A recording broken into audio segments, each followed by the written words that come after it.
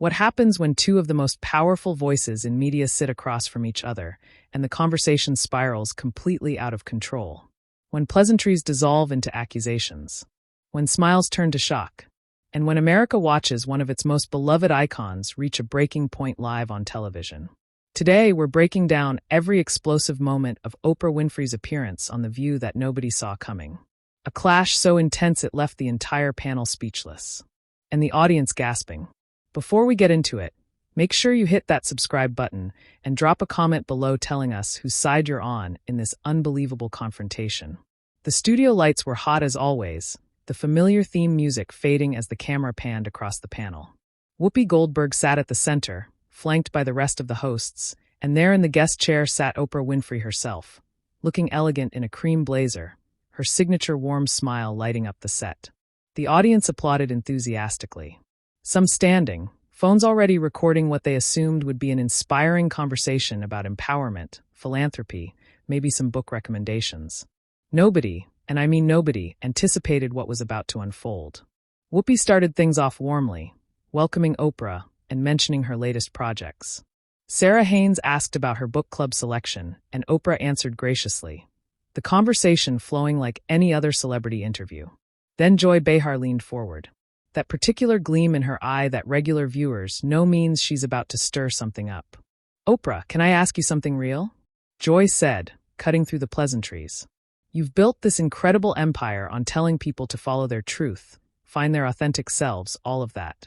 But don't you think there's something a little, contradictory about selling that message while also selling them weight loss plans, wellness products, and basically profiting off people's insecurities? The air in the studio shifted immediately.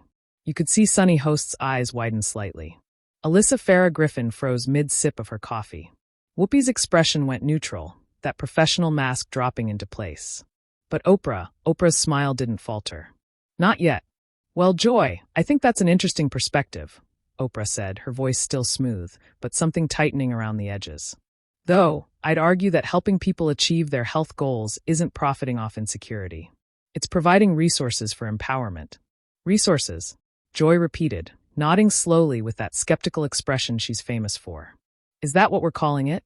Because from where I'm sitting, it looks a lot like you've spent decades telling women, especially Black women, that they need to change themselves to be acceptable. First, it was the weight. Then it was the spirituality. Then it was the stuff. Always something they need to buy or believe to be enough. Oprah's smile finally cracked just slightly. Joy, I have spent my entire career trying to help people see their worth, to recognize their potential. If you're interpreting that as me telling people they're not enough, then I think you're fundamentally misunderstanding my message. Am I though? Joy pressed. And now her voice had an edge too. Because I've watched your show, Oprah, I've seen the episodes. Remember when you had that entire audience get new cars and everyone cried about it? That was beautiful television. Truly. But what about the millions of people watching at home who couldn't afford their rent, let alone a car? What message did they get? That their lives weren't magical enough because Oprah wasn't there to save them. The audience started murmuring. Whoopi jumped in trying to redirect. Okay, I think what Joy is trying to say. No, Whoopi. Let her say what she wants to say. Oprah interrupted, and now her voice had steel in it. Joy clearly has some thoughts she's been holding on to. So, let's hear them all. Joy didn't back down. You want to hear them? Fine.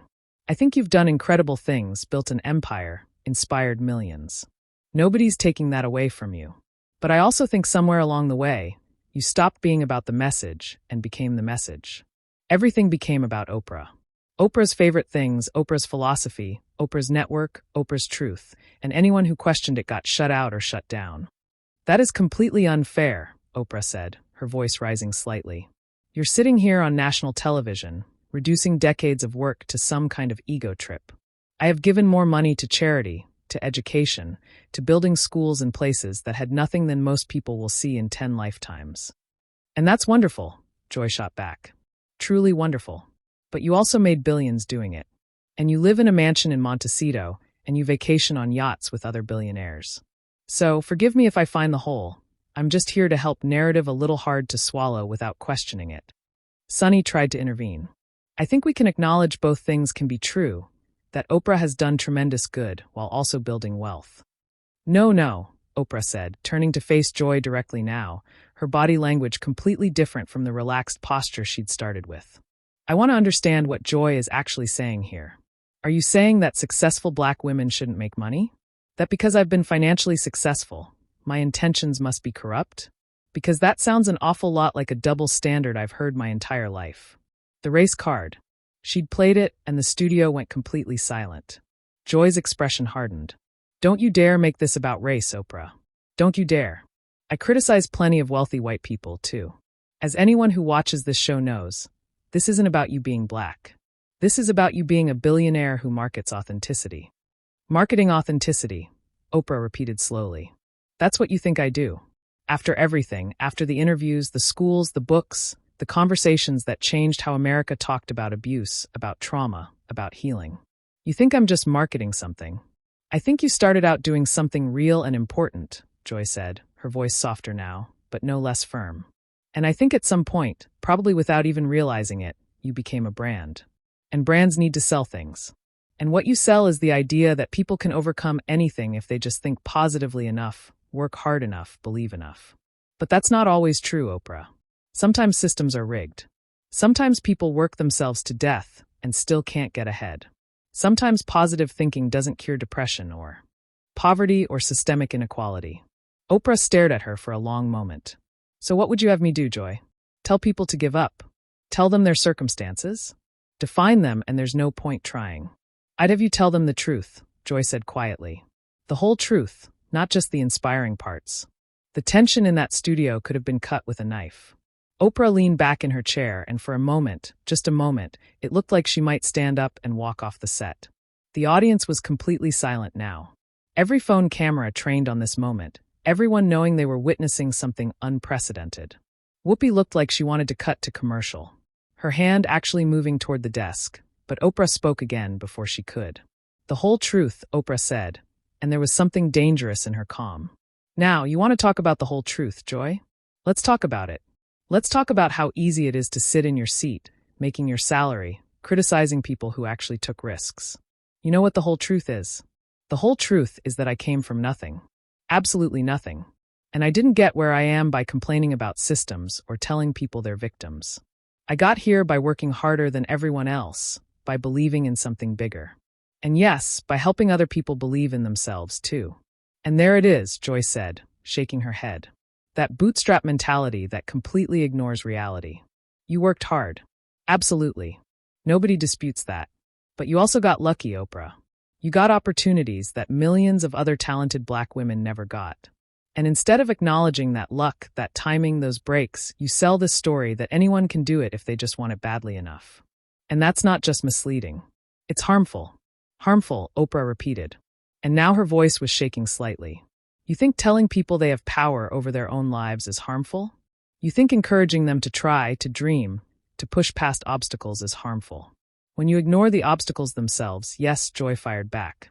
When you make it about individual failure instead of systemic problems, absolutely yes. Because then people who are struggling don't demand change.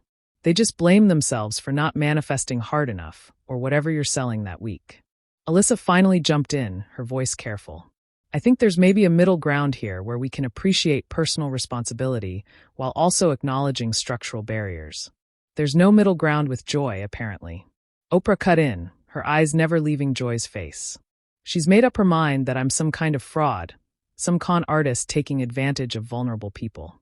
Tell me, Joy, when you watch the young women who graduated from my leadership academy in South Africa, the ones who went on to become doctors and lawyers and teachers, do you think they feel conned? When you see the families who got homes through my angel network, do you think they feel like victims of my marketing scheme? Of course not, Joy said, her voice rising to match Oprah's energy now. And you know that's not what I'm saying. Stop twisting my words into something they're not. I'm not questioning your charity work. I'm questioning the philosophy you've built your empire on. This idea that positive thinking and personal transformation are the solution to everything. It's not, Oprah. Sometimes people need unions. They need health care. They need systemic change, not a vision board. Why can't they need both? Oprah shot back. Why does it have to be one or the other? Why can't people work on themselves while also fighting for change? Or does that not fit into your neat little political narrative? Oh, here we go, Joy said, throwing her hands up. Now I'm the one with a political agenda. That's rich coming from someone who literally held political rallies disguised as self-help seminars. I supported candidates I believed in, Oprah said, her voice ice-cold now. Just like you do on this show every single day. Or is it only political when I do it? Sunny tried again. Ladies, I think we're getting away from. No, let's stay right here, Oprah said. Her attention still laser-focused on Joy, because I want to understand something. You built your career on being the outspoken one, the one who says what everyone's thinking, right? The truth teller. But it seems to me that you only tell truths that fit your worldview. Anyone who succeeded through hard work and determination, well, they just got lucky. Anyone who talks about personal responsibility, they're ignoring systems. God forbid someone actually pulls themselves up and makes something of their life, because then they're just a sellout who's forgotten where they came from. That is not what I said, Joy protested. But Oprah was on a roll now. Isn't it though? Because that's what I'm hearing. I'm hearing that my success somehow invalidates my message. That because I made money, I must not care about people anymore. That because I live well, I couldn't possibly still remember what it was like to be poor, to be abused, to be told I'd never amount to anything. You know what the difference between us is? Joy. I chose to believe that wasn't my ending. And I've spent decades trying to help other people believe that too. And I think that's beautiful in theory, Joy said, her voice strained now. But theory isn't reality. In reality, most people who work hard stay poor. In reality, positive thinking doesn't cure cancer or pay for chemotherapy. In reality, telling people to find their purpose doesn't help when they're working 3 jobs just to survive. And when you ignore that reality, when you sell hope without action, without structural change, you're not helping people. You're pacifying them. The audience gasped. Whoopi finally found her voice. Okay, I think we need to. Pacifying them, Oprah said softly. And the quietness of her voice was somehow more frightening than the yelling. You think I've spent my life pacifying people, making them complacent, keeping them from demanding change. I think you've given people a coping mechanism instead of a solution, Joyce said, not backing down despite how serious things had gotten. And I think deep down, you know it. For a long moment, Oprah just stared at her. The cameras kept rolling, capturing every micro-expression, every breath. Then Oprah laughed, but it wasn't a pleasant sound. It was bitter, sharp nothing. Like her famous warm chuckle. You know what's fascinating to me, Joy? You sit here and criticize me for selling hope. But what are you selling? Cynicism? Defeat? The idea that nothing can change unless the government does it for you? Because that's not empowering either. That's just a different kind of trap. At least my message tells people they have agency, that their choices matter, that they can create change in their own lives, even if the system doesn't change overnight. But the system does need to change, Joy insisted. And when you tell people they just need to change themselves, you let the system off the hook. And when you tell people they're powerless without systemic change, you take away the one thing they actually have control over, themselves, Oprah countered. You make them dependent on politicians, on programs, on other people to save them. I'm trying to teach people to save themselves. You can't save yourself out of poverty wages, Oprah, Joy said, exhaustion creeping into her voice now. You can't manifest affordable housing. You can't positive think your way through a system designed to keep you down. But you can refuse to let it define you, Oprah said fiercely. You can refuse to be a victim of it. You can fight while also building, create while also demanding, rise while also resisting. That's what I did. That's what I teach. Joy shook her head slowly. And that's where we're never going to agree, because you see that as strength and I see it as accepting crumbs while pretending it's a feast. The silence that followed was deafening. Sarah Haynes looked like she might actually cry from the discomfort. Alyssa was staring at her notes like they held the secret to ending this nightmare. Sunny had given up trying to mediate and was just watching like the rest of America, transfixed by this collision of 2 massive personalities. And Whoopi, veteran of 1,000 contentious panels, looked genuinely at a loss for what to do next. But Oprah wasn't done. Something had broken loose in her, something that had maybe been building for years. She leaned forward, and when she spoke, her voice was raw in a way the public rarely heard from her. You know what hurts the most about this, Joy? It's not that you disagree with me. I can handle disagreement. It's that you're dismissing the very real transformation I've witnessed in people's lives. I've seen women leave abusive marriages because something I said gave them courage. I've seen kids from broken homes build new lives because they believed they could. I've watched people overcome addictions, trauma, poverty, Not because I gave them money, but because I gave them permission to believe in themselves. And you're sitting here telling me that was pacification, that I was hurting them. Joy's expression softened slightly, but she didn't retreat.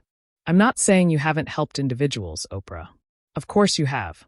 But individual help isn't the same as collective liberation. And when we focus only on personal transformation, we stop fighting for the changes that would actually prevent the trauma, the poverty, the abuse in the first place. Don't you see? Your message isn't wrong. It's just incomplete. Incomplete, Oprah said, the word dripping with frustration.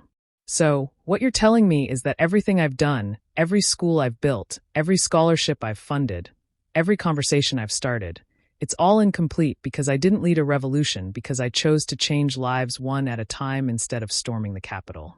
That's deliberately reductive, and you know it, Joyce snapped back. Nobody's asking you to storm anything, but using your massive platform to tell people that their mindset is the problem when the real problem is that wages haven't kept up with inflation for 50 years, that health care is tied to employment, that education costs have skyrocketed. That's not helping Oprah. That's misdirection. It's not misdirection to help people cope with the world as it is while we work to change it, Oprah argued, her voice cracking slightly. What am I supposed to do, Joy? Tell every struggling single mother watching that she should just give up and wait for Congress to fix things. Tell every kid in a failing school that there's no point studying because the system is rigged. Is that your solution?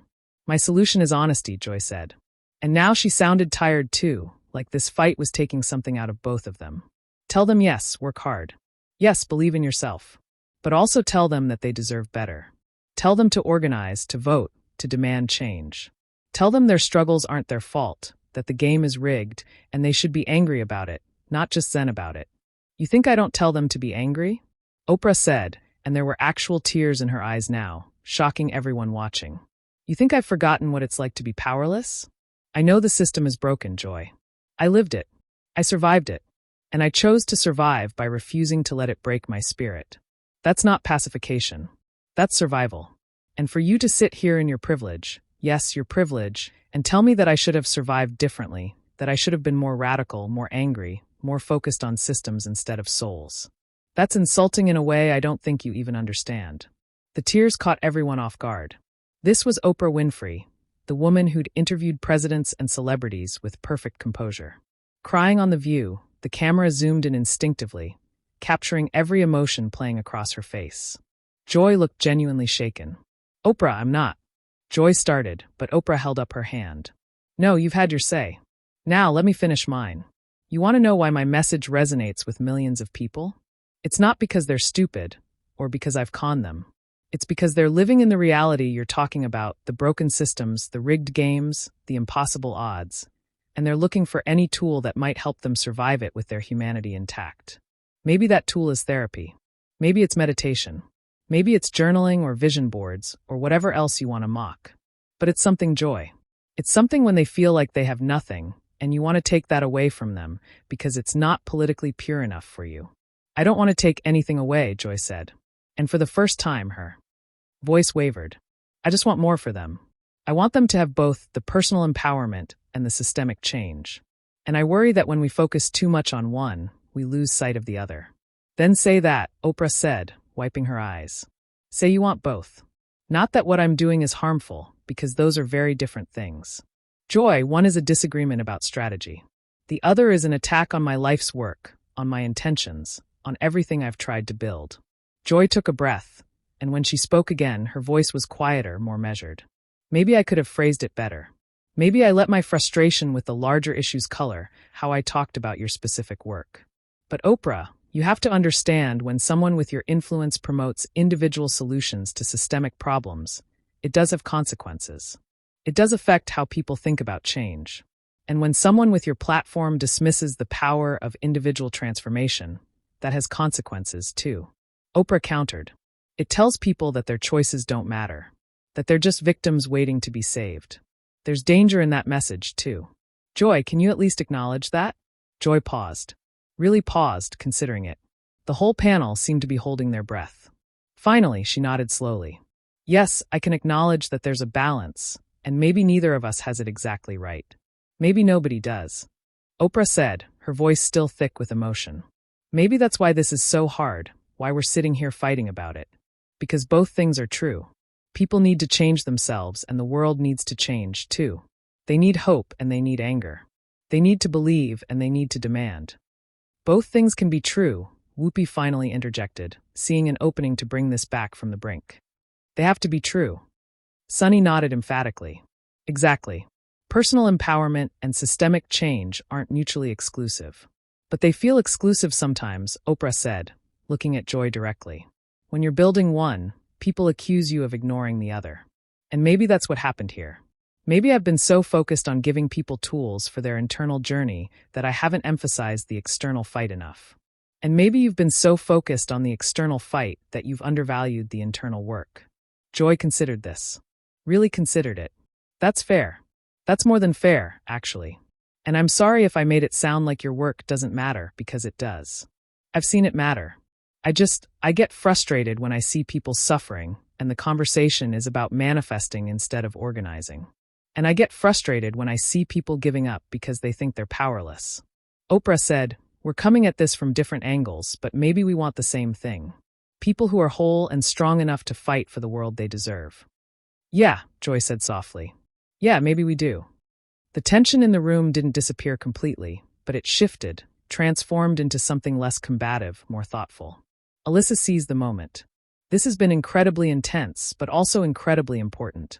These are conversations we need to have, even when they're uncomfortable." Sarah added, finding her voice again. "Especially when they're uncomfortable." Oprah nodded, composing herself. That familiar public persona, sliding back into place, though something raw still lingered around the edges. "Joy, I don't agree with everything you said today. I don't think I ever will, but I respect that you said it, that you challenged me. That's what real conversation looks like." "I respect you too," Joy said, and she sounded like she meant it. "Even when I'm criticizing your approach, I respect what you've built and what you've meant to people. I just want us all to aim higher, dream bigger, demand more."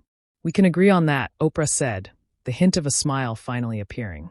"We should all aim higher." Whoopi, sensing the moment, jumped in with practiced skill. "Well, this has been one of the most real conversations we've had on this show, and I think that's saying something. Oprah Winfrey, thank you for being here, for being honest, for not walking out when you probably wanted to." Oprah laughed. A real laugh this time. "Oh, I thought about it, but that wouldn't have been very evolved of me, would it?" The audience laughed, the tension breaking like a fever, everyone exhaling together. The panel started their closing remarks, but everyone knew what people would be talking about. Not the pleasantries at the end, but those moments of raw confrontation when two powerful women laid bare a fundamental tension in how we think about change, about power, about hope itself. So there you have it. One of the most explosive confrontations in daytime television history. Oprah Winfrey and Joy Behar went head-to-head on issues that matter, questions that don't have easy answers, and they did it with a kind of honesty that's rare on television. Make sure to hit that subscribe button if you want more breakdowns like this, and drop a comment below whose perspective resonated more with you, Oprah's focus on personal transformation, or Joy's push for systemic change. Let us know what you